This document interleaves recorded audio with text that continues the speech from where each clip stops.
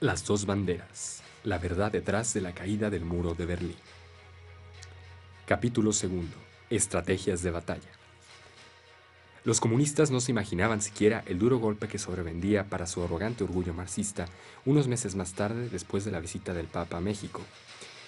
Fue el 2 de junio de 1979 cuando el Papa Wojtyła se aprestó para salir al encuentro de sus hermanos polacos sin que nadie se lo impidiera.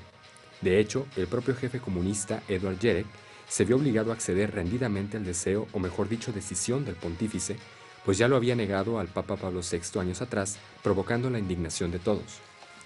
Y fue en aquella ocasión cuando miles de polacos, agolpados en la Plaza Victoria de Varsovia, para escuchar a su compatriota y jefe espiritual, conocieron el inicio de un nuevo capítulo en su historia. El valor que el Papa les transmitió dejó una profunda huella en sus conciencias. No se puede entender la historia de la nación polaca sin Cristo, de esta gran comunidad milenaria que tan profundamente incide sobre mí y sobre cada uno de ustedes. Si rehusamos esta clave para comprender a nuestra nación, nos exponemos a un equívoco substancial. Sus palabras encendieron dos fuegos.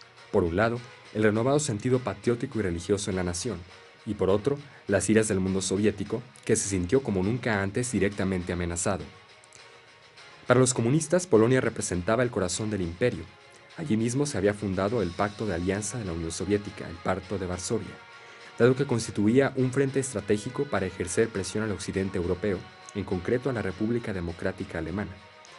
Además, siendo la tierra del Vístula un país de sólidas raíces cristianas, al mantenerla bajo una férrea dictadura atea, manifestaba al mundo el predominio de la ideología marxista.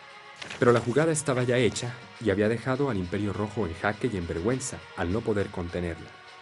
Era como si se repitiera aquella hazaña de Julio César después de emprender su expedición en la Hispania de Pompeyo, cuando los ánimos de todo un pueblo se pusieron de parte del que para el gobernador Barrón representaba el máximo enemigo a contener. Por su parte, a la Unión Soviética le escaseaban ya las oportunidades para hacer valer su política marxista, pero por una tajante determinación de Leonid Brezhnev alcanzó todavía un frente más. En el convulso Afganistán, los comunistas lidiaban una dura batalla por conseguir el control definitivo de las instituciones. Como las circunstancias parecían cada vez más inciertas, el jefe soviético dio la orden de invasión, y los carros soviéticos entraron triunfantes en el territorio, con aires de conquista, muy similar a aquella entrada en Berlín de 1945. Por su parte, Juan Pablo II, buscando intensificar las relaciones común en bien de la paz y el desarrollo, visitó Estados Unidos y la sede de la ONU, y un año más tarde tanto países desarrollados como Francia y la República Federal Alemana, así como también Kenia, Congo y Zaire, países de África con estructuras inestables. Y es que con ello mostraba también a la Unión Soviética que el tema del progreso no era para nada ajeno a la Iglesia, y que además quería enfocar todas sus intervenciones al respecto en defensa del hombre. En efecto, ese mismo año de 1979 había dirigido al mundo su primera carta de exhortación Redemptor Hominis, Redentor del Hombre. Lamentablemente, en Occidente ya se había constatado, desde el año 1968, cómo la infiltración del marxismo en la Iglesia había dado origen a la llamada Teología de la Liberación. Y lo más crítico era que con el paso de los años, este movimiento no solo se consolidaba como herramienta de asalto por parte de los comunistas, sino que pretendía dar lugar a una nueva iglesia, cuya profesión de fe quedara sólidamente cifrada en la política revolucionaria marxista. En los países de América Central, las precarias condiciones económicas de la clase obrera y campesina generaron, a finales de los años 70, una especie de fascinación por el paraíso comunista, al que los gobiernos, sobre todo el de Nicaragua, no opusieron la mínima resistencia. Y al comenzar el año 1980, El Salvador veía próxima su hora. El arzobispo primado del Salvador, Monseñor Óscar Romero, ya había detectado la subversión por la que la falsa teología comenzaba a conquistar amplios sectores del clero rural.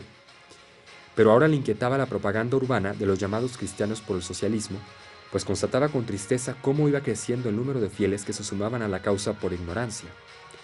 Viéndose cada vez más amenazado por la división y la presión del gobierno, buscó la ayuda del Papa, y no era la primera vez, también ya se había remitido años atrás a Pablo VI.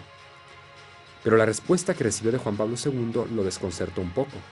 El Papa le invitaba, en efecto, a concienciar a los fieles del problema con toda claridad, pues sólo así se podría poner un alto al flujo de aquel fanatismo y al gobierno. Pero teniendo en gran parte del clero en su contra, decidió más bien esperar y callar, y la situación, desgraciadamente, empeoró.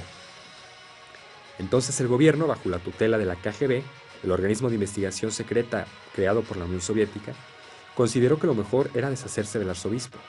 Mientras éste celebraba una misa en la Catedral Metropolitana, un agente de seguridad lo asesinó a balazos.